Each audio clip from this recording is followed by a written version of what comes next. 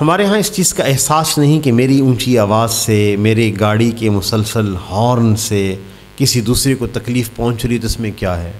یہ عام طور پر اس کا احساس نہیں. میری موٹر سائیکل کا ہارن ہے، گھنٹی ہے، اگر میں مسلسل بجا رہا ہوں تو اس سے کیا ہوتا ہے.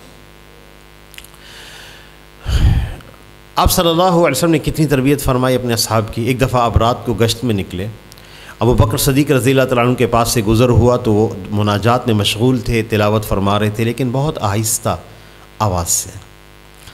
عمر رضی اللہ تعالیٰ عنہ کے پاس سے گزرے تو وہ بڑی اونچی آواز سے تلاوت فرما رہے تھے، مناجات میں مشغول تھے. آپ نے ان شیخین کو بلایا. ابو بکر صدیق رضی اللہ تعالیٰ عنہ سے پوچھا کہ آپ آہستہ آواز سے کیوں دعا کر رہے تھے؟ انہوں نے جواب دیا، اسمعت من ناجیت، جن سے میں مناجات کر رہا تھا ان کو سنا رہا تھا. اللہ کی ذات تو دلوں کے بھیدوں سے بھی واقف ہے، آہستہ بھی مانگیں تو سننے والے ہیں. آپ نے فرمایا ارفع قلیلا، آواز کو قدرے اونچا کریں.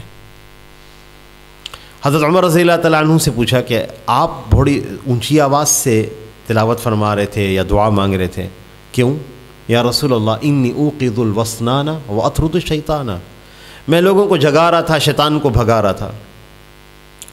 آپ صلی اللہ علیہ وسلم نے فرمایا اخفض قلیلا، قدر آہستہ آواز کر لیں، اپنی آواز کو تھوڑا آہستہ کر لیجئے.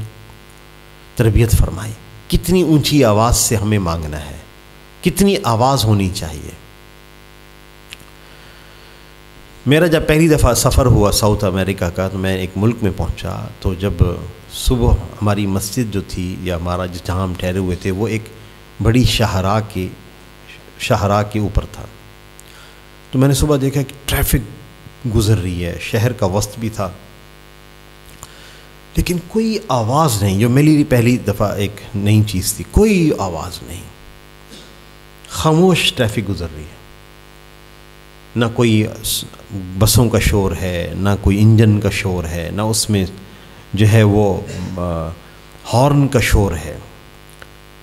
انسانوں کے یہ حقوق ہیں. ہمارے ہاں کوئی ایک آدمی بس پہ سوار ہوتا ہے، اونچی آواز سے موبائل پہ گفتگو کر رہا ہے، اونچی آواز سے پوری بس سن رہی ہے. یہ شخص ایذائے مسلم کا مرتکب ہے، مسلمانوں کو تکلیف پہنچا رہا ہے.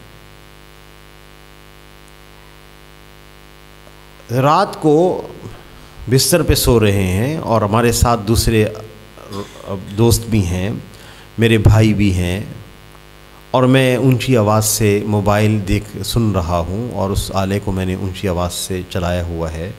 تو میرے جو آس پاس لوگ سو رہے ہیں میں ان کو ایذائے مسلم کا میں مرتکب ہو رہا ہوں، تکلیف پہنچا رہا ہوں.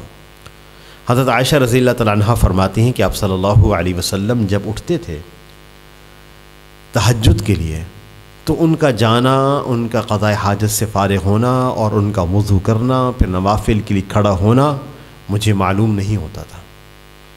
اتنی آہستہ آواز سے اٹھ کے تشریف لے جاتے تھے. اور جب رات کو دیر سے گھر تشریف لاتے تو اتنی آواز سے سلام کیا کرتے تھے. یہ آداب کن لوگوں کے لیے ہیں؟ نبی صلی اللہ علیہ وسلم نے تو اپنی امت کی بڑی تربیت فرمائی. اتنی آواز سے سلام فرماتے تھے کہ اگر آدمی جاگنے والا ہو تو وہ سن لے اور سونے والا نہ سنے. کتنا اعتدال ہے. اگر میں رات کو سو رہا ہوں، میرے ساتھ میرے رفقا سو رہے ہیں، کوئی ایسا عمل، بستر کی آواز ہے، زنجیر کھولنے کی، اس کی زپ کھولنے کی آواز ہے، اور کسی چیز کی آواز جس سے میرے ساتھ والے متاثر نہ ہوں، اس صرف اللہ کی رضا کے لیے ایسا کر کے تو دیکھیں کتنی عنایتیں، رحمتیں اللہ کی طرف سے متوجہ ہوں گی. میرے برابر میں رفیق کو تکلیف نہ ہو،